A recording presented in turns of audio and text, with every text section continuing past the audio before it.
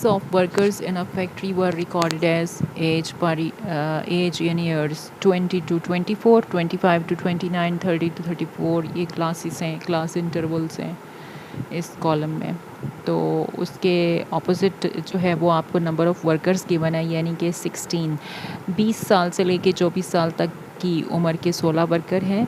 25 to 29 यानी 25 से लेके 29 तक की एज के हमारे पास 12 वर्कर्स हैं। 30 टू 34 एज के हमारे पास 10 वर्कर्स हैं और 35 टू 39 एज के हमारे पास 8 वर्कर्स हैं। 40 टू 45 के 4 हैं। इसी तरह 45 टू 49 एज के जो हमारे पास वर्कर हैं वो 5 हैं। हमने हिस्टोग्राम जो है वो इसकी बनानी है। हिस्टोग्राम, तो सबसे पहले मैं आपके लिए डिफ़ाइन कर दूं कि हिस्टोग्राम क्या चीज़ है। तो हिस्टोग्राम एक ग्राफ होता है, ठीक है। क्या होता है? एक ग्राफ होता है जिसमें ग्रुप डाटा को कॉन्टिन्यूस रेक्टेंगल की शक्ल में दिखाया जाता है। याद रखिएगा, हिस्टोग्राम एक ग्राफ होता है जिसमें ग्रुप डाटा को कॉन्टिन्यूस रेक्टेंगल की शक्ल में दिखाया जाता है।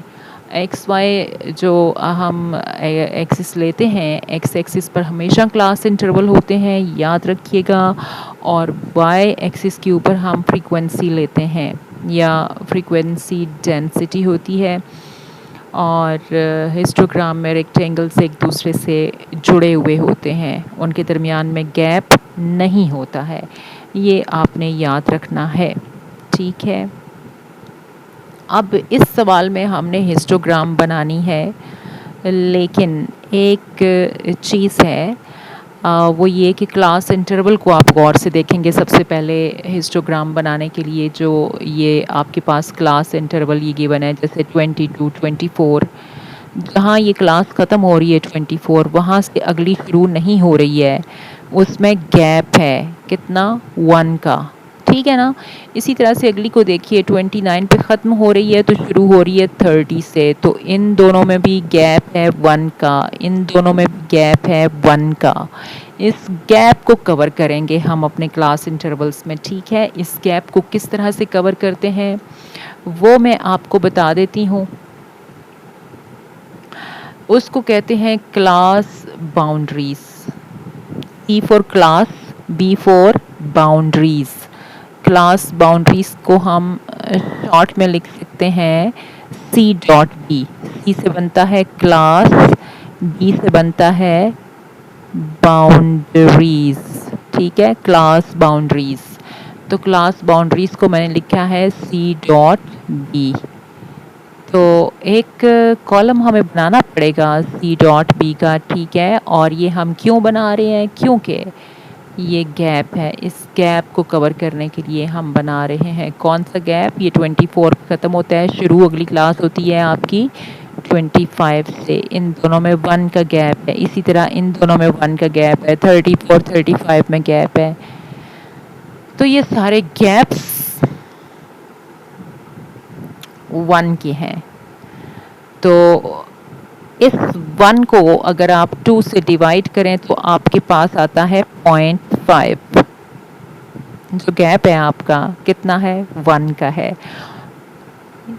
ये अपर क्लास लिमिट है 24 और अगली जो क्लास शुरू हो रही है 25 से 29, तो 25 लोअर क्लास लिमिट है, 29 अपर क्लास लिमिट है। यानी कि आपने एक क्लास का अपर लिमिट और दूसरी क्लास का लोअर लिमिट चेक किया, इन दोनों में गैप है, ठीक है, इन दोनों में गैप है। कितना? 1 का गैप है। इसी तरह से इन दोनों में भी 1 का गैप है। ये जो गैप है, इस गैप को आपने 2 से डिवाइड करना है। जब आप इस गैप को 2 से डिवाइड करते हैं तो 0.5 आता है। यहाँ तक समझ आई है आपको? जब आप इस गैप को 2 से डिवाइड करते हैं तो क्या आता है? 0.5। अब इस 0.5 को हमने क्या करना है कि क्लास बाउंड्रीज फाइंड होंगे। आपका ये जो क्लास इंटरवल वाला कॉलम है ना, इसमें जो आपका लोअर क्लास इंटरवल है 25, इस 25 में से आपने ये सब्ट्रैक्ट करना है 0.5। जब आप 20 में से 0.5 सब्ट्रैक्ट करोगे तो आपके पास क्या आएगा? आपके पास आएगा 19.5। मैं थोड़ा सा इसको डार्क करके लिखूं, नहीं तो आप कहोगे कि मैडम हमें डिम कलर नज़र नहीं आ रहा। 20 में से आप 0.5 निकालोगे तो आपके पास आएगा 19.5। ये डैश लगाएंगे आप। फिर अपर क्लास लिमिट है हमारी क्या? 24 में आप ये 0.5 प्लस करोगे तो आपके पास आएगा 24.5। यानी कि लोअर लिमिट से आपने 0.5 को माइनस करते जाना है और अपर लिमिट में आपने 0.5 को प्लस करते जाना है। ठीक है ना? अब अगली क्लास में भी आप यही काम करोगे। लोअर लिमिट है 25, इसमें से 0.5 माइनस करोगे तो आएगा 24.5। अपर लिमिट है 29, इसमें 0.5 प्लस कर दो, आपके पास आ जाएगा 29.5। थर्ड क्लास को देखें, लोअर लिमिट है 30, तो लोअर लिमिट से आप 0.5 माइनस करते जा रहे हो तो आपके पास आएगा 29.5। 34 में 0.5 प्लस करना है तो आपके पास आएगा 34.5। चौथी क्लास देखिए, this is our fourth class. Fourth class की लोअर लिमिट है 35। 35 में से 0.5 सब्ट्रैक्ट कीजिए, आपके पास आएगा 34.5।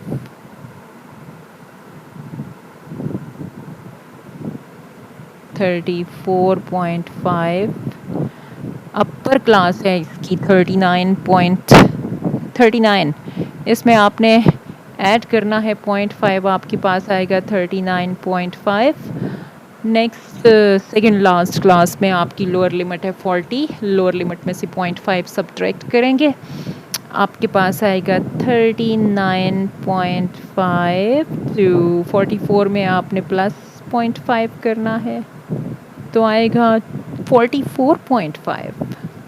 लास्ट क्लास की बात करते हैं। लास्ट क्लास की लोअर लिमिट है 45। 45 में जब आप 0.5 सब्ट्रैक्ट करोगे तो आपके पास आएगा 44.5 और 49 में आपने 0.5 को ऐड करना है, यू विल गेट 49.5। अब देखिए जनाब, अब वो जो हमारे पास गैप था ना 1 का, वो कवर हो चुका है। यानी जहाँ ये ख़त्म हो रही है वहीं से अगली क्लास शुरू हो रही है। ठीक है, 29.5 अगली शुरू हो रही है आपकी 29.5 से। ठीक है, नेक्स्ट आपकी क्लास स्टार्ट होती है 34.5 और ख़त्म, ये आप देख लें, there is no gap between these classes. ख़त्म हो रही है 39 पे, 39 से शुरू हो रही है, फिर 45 पे ख़त्म हुई और 45 पे शुरू हुई। वो जो एक का गैप था ना बीच में, इन दोनों के बीच में गैप, वो ख़त्म हो चुका है। और ये करना ज़रूरी होता है हिस्टोग्राम बनाते हुए, क्योंकि जो हिस्टोग्राम में मैंने आपको बताया ना, जो आप रेक्टेंगल्स बनाते हो उसमें गैप नहीं होता है, तो ये गैप आपने इधर कवर करना है।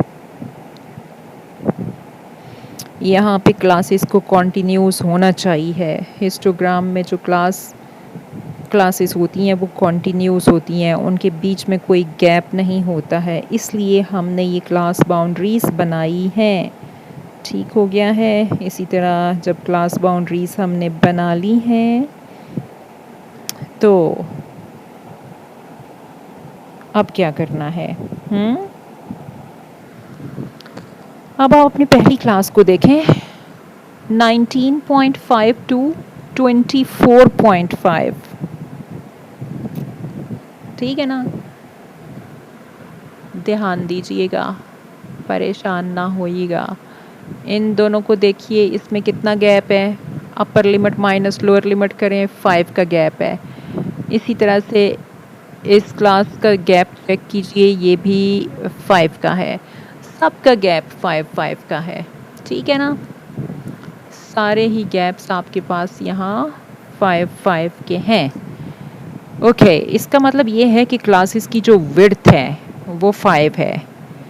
तमाम क्लास विड्थ जो हैं वो बराबर होंगे और इसलिए हमें फ्रीक्वेंसी डेंसिटी निकालने की ज़रूरत नहीं है, फ्रीक्वेंसी ही रेक्टेंगल की हाइट होगी। ठीक है, तो इसके बाद हम एक्स वाई एक्सिस ले लेंगे। ठीक, क्या लेंगे? एक्स एक्सिस और वाई एक्सिस। कैसे लेंगे बताती हूँ आपको।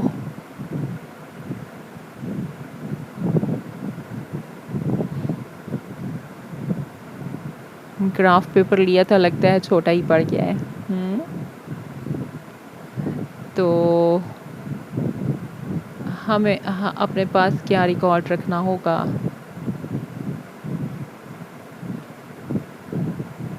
क्लास बाउंड्रीज़ का और नंबर ऑफ फ्रीक्वेंसीज़ का। ये दो कॉलम्स जो हैं हमें चाहिए होंगे ना ग्राफ बनाने के लिए। हिस्टोग्राम बनाने के लिए आप एक्स वाई प्लेन बना लेंगे। ये आपका वाई एक्सिस है।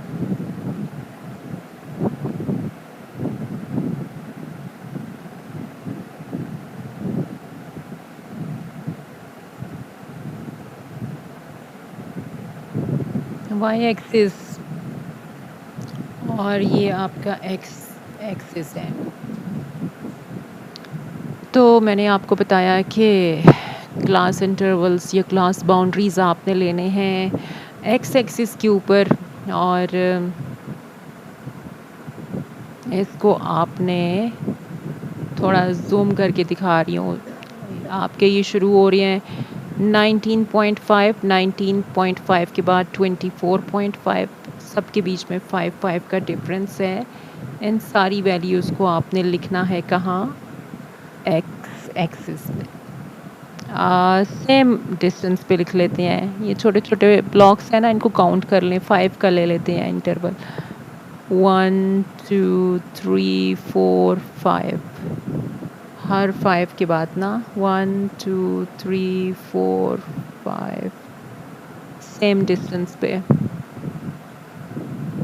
और फिर 1 2 3 4 5 छोटी छोटी लाइनें आप गिन लें। 5, बल्कि ऐसा करें 5 ब्लॉक्स गिनने के बाद ना ये आप हाईलाइट कर दें। तो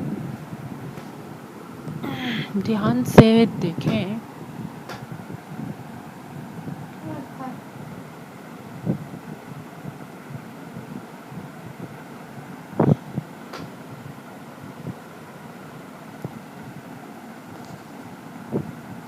one two three four 5।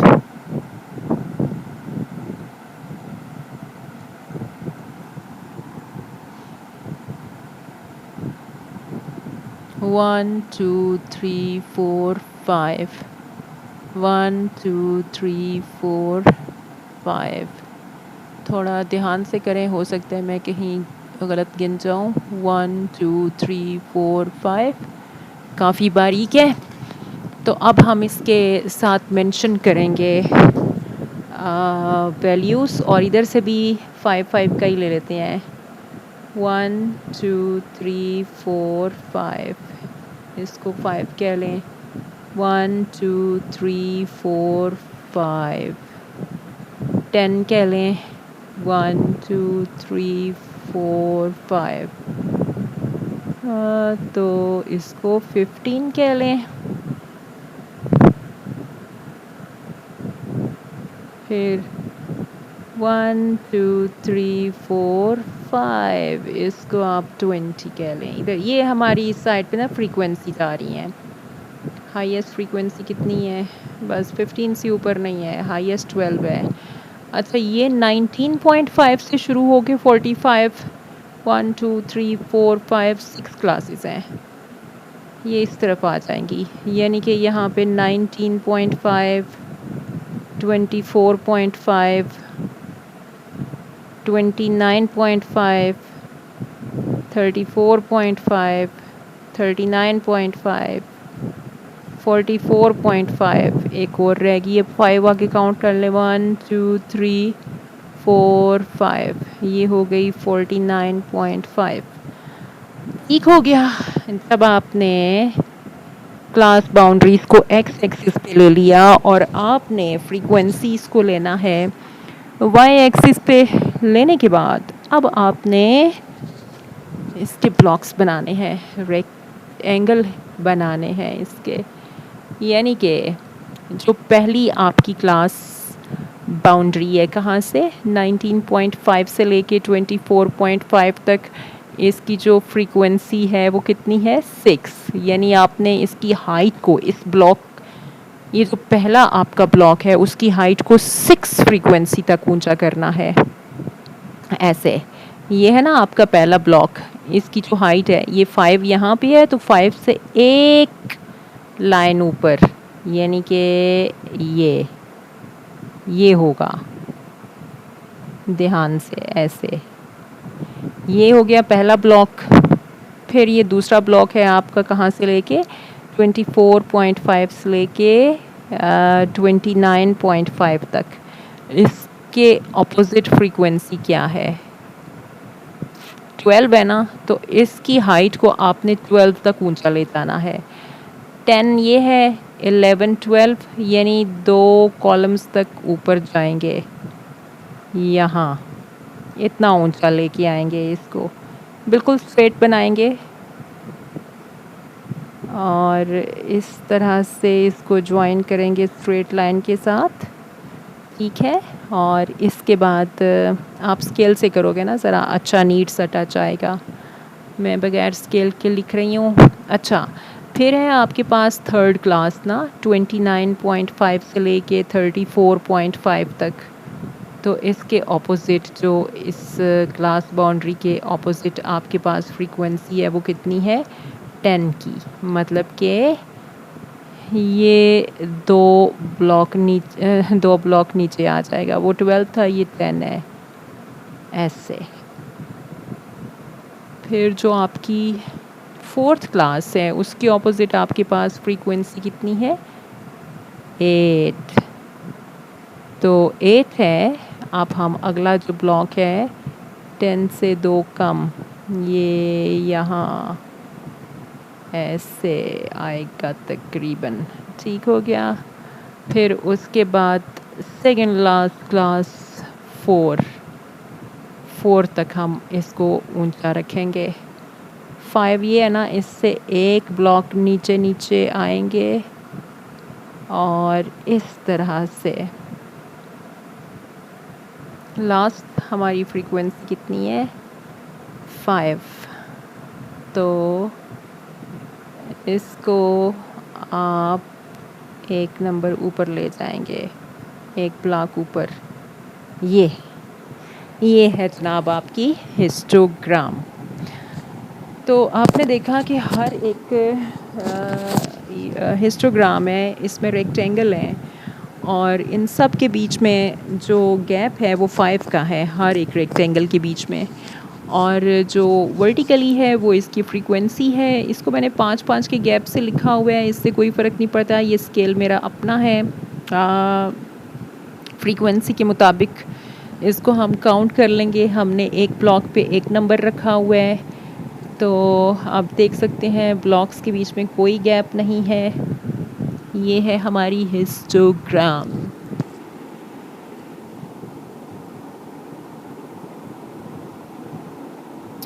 I hope कि आपको समझ आ गई होगी। अगर आपको समझ नहीं आई, आप चाहते हैं मैं आपके लिए एक और हिस्टोग्राम बनाऊं, तो आप मुझे कमेंट कीजिएगा, मैं आपके लिए एक और हिस्टोग्राम बना दूंगी ताकि आप अच्छे तरीके से समझ सकें। ठीक हो गया, आज के लिए इतना ही।